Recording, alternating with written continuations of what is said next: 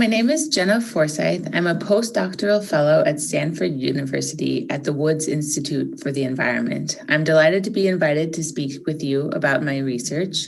I wish I could be there in person at the time, but because of the time difference, I'm speaking to you now with a recorded presentation. The title of my talk is Lead-Tainted Turmeric Problems and Solutions. I will go through some of the research I have done with other collaborators at Stanford University and the International Center for Diarrheal Disease Research in Bangladesh over the past 7 years. But before I talk about turmeric specifically, let me tell you a little bit about lead. Why is it that we care so much about lead? Well, lead has no physiological purpose in the body. It is a potent neurotoxin and damages numerous systems. In the cardiovascular and circulatory systems, lead can increase the risk of heart disease, stroke, and hypertension. In the endocrine system, lead can cause hormonal imbalances, and lead can easily cross the placenta into the blood of the developing fetus. And in both children and adults, it damages the brain. Taking a closer look at lead exposure and brain volume, we see that childhood lead exposure actually causes a reduction in brain volume. This is in a certain part of the brain. Lead primarily attacks what is known as this anterior cingulate cortex in the brain, which is responsible for executive function and mood regulation. Therefore, it's not surprising that childhood lead exposure can cause an increased rate of depression, panic disorders, interpersonal conflict, and violence. Even beyond this, lead affects intelligence and cognitive abilities. Before the removal of lead in gasoline, blood lead levels were so high that the dose-response relationship between child blood lead levels and intellectual function was unclear. However, this data shows a pooled analysis of over 1,000 children from 7 different countries. It compares childhood blood lead level and intellectual quotient, or IQ, and you can see that there is a decrease in IQ with higher blood lead levels. The decrease in IQ was about 3.9 points for those with between 2.5 and 10 micrograms per deciliter of lead in their blood, compared to a 1.9 decrease for those with higher, 10 to 20 micrograms per deciliter in their blood. This evidence and other evidence encouraged the US CDC, the Center for Disease Control and Prevention, to set the threshold for elevated blood lead level, or the threshold of concern, at 5 micrograms per deciliter. Now, this lost IQ affects many different aspects in a society. It reduces an individual's productivity and also results in economic losses at a societal level. A study estimated that nearly $1 trillion a year are lost in terms of economic productivity in low and middle income countries due to childhood lead exposure. That is a huge number. And because there's no level of safe lead, it's important for us, and there's no therapies that are adequate for treating lead exposure and lead poisoning, it's important for us to focus on identifying the sources and controlling the sources of lead in our world. So when I started my research in about 2014, there was very limited evidence of lead in turmeric, and turmeric being a source of lead exposure. There were some studies, but the evidence was a bit sparse. There was a study in the 1980s looking at 20 turmeric samples from Pakistan showing higher lead levels and suggesting the lead chromate was being added to the turmeric. There were case reports of child lead poisoning, mostly in North America, and the suspected sources were spices from South Asia. There was a small cohort of 28 children who had been investigated in Bangladesh and found to have high levels of lead in the turmeric from those homes. And then there have been a series of product recalls of turmeric from India and Bangladesh in the past decade, as well as news stories and anecdotes online. So our first goal in this research was to really define the problem in Bangladesh. And to do this, we conducted 2 population-based studies, one a nested case control study of pregnant women in rural districts of Bangladesh, and the second from those women comparing the lead isotopes in their blood with the lead isotopes in sources. The driving question for these studies was which sources contribute to elevated blood lead levels in rural Bangladesh. I'll give you an overview of the findings, but I won't go into great detail. Instead, I'll focus more on our work in turmeric itself. So this study was based in northern Bangladesh and several rural districts. We were already conducting a cohort study of over 5,000 women that we had enrolled using population proportional representative sampling. So from those 5,000 women, we randomly selected 430 to participate in our follow-up blood lead level monitoring and case control study. We measured the blood lead levels of these women, and we actually found that 30% had elevated blood lead levels. Among these women, we selected cases who had high levels of lead in their blood, above 7 micrograms per deciliter, and controls who had low levels of lead in their blood. At every visit, we administered an exposure behavior questionnaire, and we collected samples, environmental samples, including soil and water, but also spices, rice, and medicines from these individuals. We used different techniques for data analysis, one kind of a typical statistical approach to look at odds ratios or looking at the odds of elevated blood lead levels and sources of exposure. And the second being looking at which sources had elevated lead in them. So that would be suggestive of a source of possible lead exposure today. Our findings suggested that 3 possible sources existed in these rural districts. One was the lead soldered cans. So these were old, like 5-liter oil cans that had been soldered with lead and food was being stored in them. The second being soil ash and clay that pregnant women actually reported consuming as a way, a type of what's known as geophagy, which is a way to also alleviate some pregnancy-related symptoms. And finally, turmeric roots that specifically had been polished with lead chromate, so having high levels of lead. Once we had identified that these suspected sources were in this region, we took the next step in the next study to look at and compare the lead isotope ratios of these sources with the blood. There are 4 different isotopes of lead, and these relative ratios of these isotopes can indicate and be similar among sources if they have the same type of lead from the same geogenic origin as in the same ore.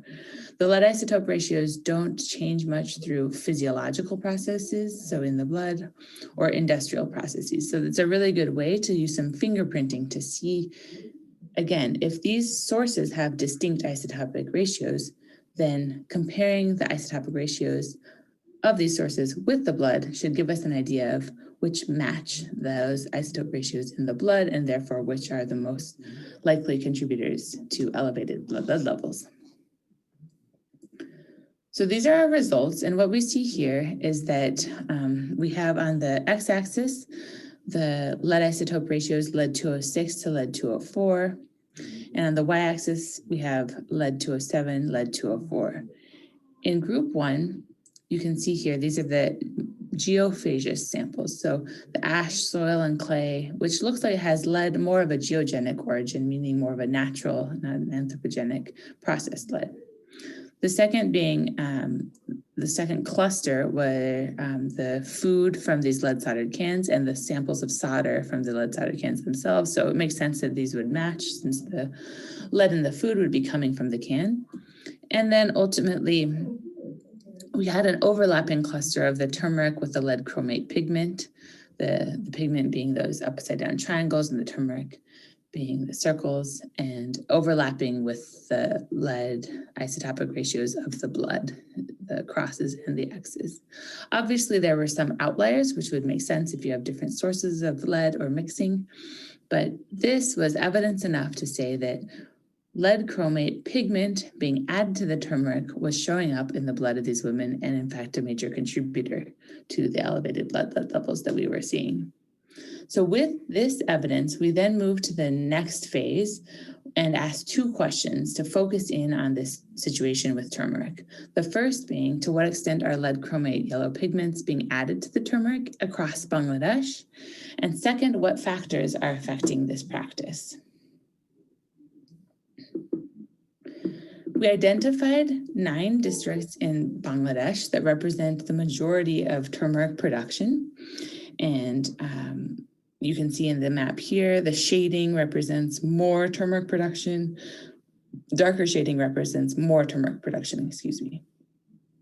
We also wanted to sample from Dhaka, the capital city, and a nearby city, Munshiganj, which had been discussed by other researchers as a potential place of concern. We conducted sampling in all of these places. So in every major turmeric producing region, as well as in the main capital city, we sampled fresh, raw turmeric, dried, unpolished turmeric, and polished turmeric, as well as loose powder and packaged branded powders. When we did this, we found that it was really during the polishing, as we had suspected before, that the lead chromate was being added. So here is a box plot of our results from Dhaka and Munshiganj. On the y-axis, we have the lead concentration of these roots. And you see the box plots. The boxes themselves represent the 25th to 75th percentile of lead in these samples. And you can see that the roots themselves, before they're polished, don't have really any detectable lead at all. This is from a total of 340 samples, I should say, as well. And then the polished roots in both the fingers and the bulbs, we see extremely elevated lead levels, and loose powder, we see quite a range with the median relatively low, but some upwards of 1,200 micrograms per gram lead, or 1,200 parts per million. Now, this is more than 500 times the limit, which Bangladesh has set at 2.5 parts per million lead in turmeric. But of course, there's really no safe level of lead in your food. Now, comparing to the samples we collected from the polishing districts, these are specifically from the bazaars of the polishing districts, we see far less lead in this area. And that's interesting. And we spoke with individuals and conducted interviews in this area, and we learned that that's partly because people who live in turmeric polishing and turmeric producing districts are very aware of true turmeric quality and won't be fooled by lead chromate added to the exterior of the root that makes it look fancy, but also looks artificial and fake to them.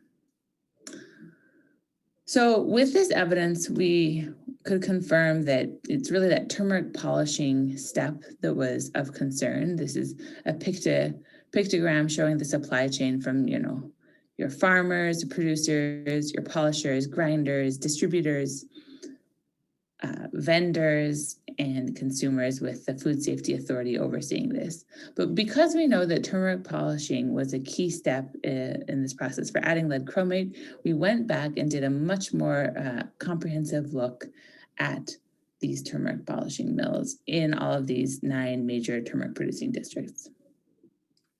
We conducted interviews, and we also did sampling from each of these locations. We sampled the yellow pigment waste bags, if we could find any around. We sampled the yellow pigment itself.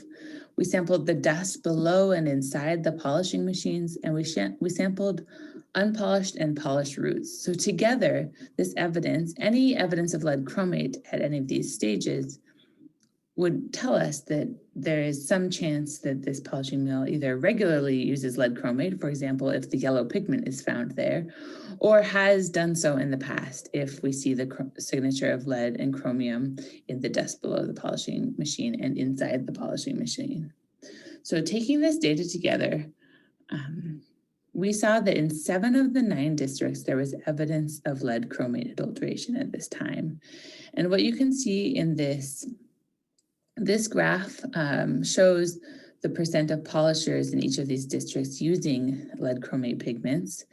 And again, you can see in the north and northwest regions, those 5 districts had the highest rates of lead chromate addition, where it was less so in the southern regions. And we saw that lead chromate was being added in the polishing machines, but we also saw that individuals were doing a practice of manual polishing like this man is doing here.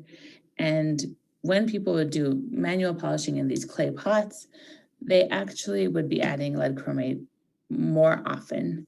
So this is a video showing that, where this man added some lead chromate to the turmeric roots, and then he proceeds to mix around the turmeric roots with the lead chromate.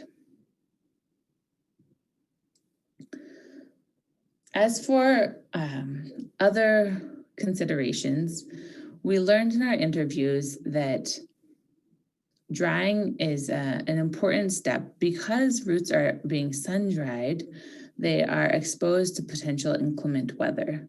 One polisher mentioned that if turmeric gets wet in the rain, no matter how you polish it, good color will not come out. Then you have to add color, as in lead chromate, in order to sell it in the market. And so we learned from these interviews that actually year to year, polishers reported that the addition of lead chromate and the amount of lead chromate added can vary. So 2017 was supposedly a very sunny, dry year with minimal damage and minimal need to kind of cover up blemishes or poor quality roots that have been maybe damaged with some with rain.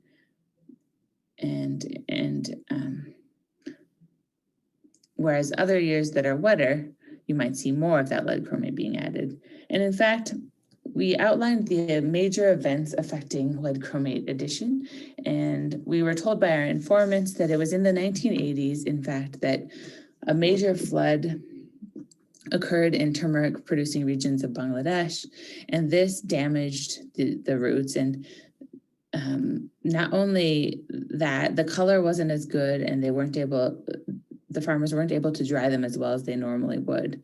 So what this meant is that they wanted to do something to make them look better, to make it possible for them to sell them in the markets. And so they started adding some yellow color, whatever they could find in the market. It just so happened the most available and the cheapest yellow color was lead chromate. Now, the practice continued through the 1990s, but starting in the 2000s, the adoption of polishing machines, so doing more of the machine polishing instead of the manual polishing, resulted in the reduction of lead chromate addition.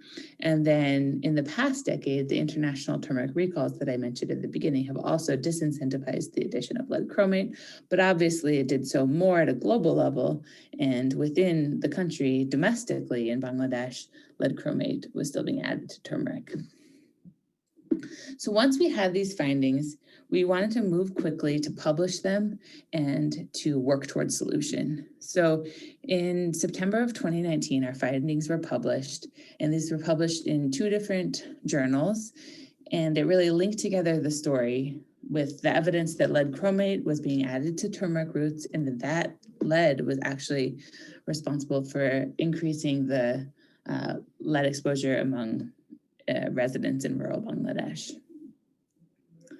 What we did is we worked with news outlets to make sure that when people were featuring this story and featuring this issue, that they weren't only focusing on the problem, but they were also suggesting solutions. So suggesting things that consumers, suppliers, and the government could do to ensure that this issue doesn't continue. The news was picked up in many major newspapers, in the Washington Post in America, the BBC News in Bangladesh, and all of the top national newspapers in Bangladesh. This news also prompted the Prime Minister's office to really take some initiative. And obviously there was a lot of negative press about this abroad, and that was putting a lot of pressure on the Prime Minister's office and others in Bangladesh to make change. So the Bangladesh Food Safety Authority reached out to our team in October 2019, immediately after these results had come out, and they wanted to take swift action and to not only monitor turmeric at the market, identify lead chromate in turmeric and which sellers were responsible, fine them, and confiscate their goods. They also wanted to educate consumers and suppliers about the issue. So on the left, you see a poster here where they developed this poster, and basically it describes that unpolished turmeric roots should be safe, but if a root is polished with a bright yellow color, there's a chance that it has lead chromate and therefore should be avoided. So that's kind of the consumer awareness level. The second piece, awareness for suppliers, and informing suppliers that if you should be found selling turmeric with high levels of lead, you will be fined, you will be penalized. This will not be tolerated. So that very strong message was important and really motivated change. The Bangladesh Food Safety Authority distributed 50,000 of these posters, and then with our team went to the market, and here's a news clip of them going to the main market in Dhaka. And what they did is they used the X-ray fluorescence analyzer, this portable device.